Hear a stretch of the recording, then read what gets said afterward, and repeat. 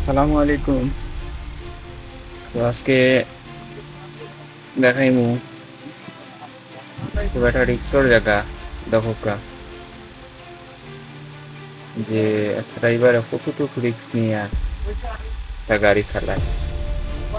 নৌকা চায়নার একটা রাস্তা, ব্রিজটাও খুব ছোট এবং কি এই জায়গার টার্নিং চালু হইতো, টার্নিংটাও খুব রিক্সর, খুব ছোট টার্নিং। আর পাহাড়ের সাইডে যে রাস্তা গেছে তো খুব রিক্সর রাস্তা। দেখো একমাত্র দক্ষ ড্রাইভার ছাড়া এটা রাস্তা চালানি সম্ভব না। প্রায় একটা গাড়িয়ে প্রায় ঘন্টা 1.5 ঘন্টা সময় নেয় কি টার্নিং পাস দিতে হইলে কমপক্ষে আধা ঘন্টা লাগে। ওইটা কিলা লাইন ধরতে জানেন তো, খুব একটা ভয়ঙ্কর রাস্তা কিন্তু।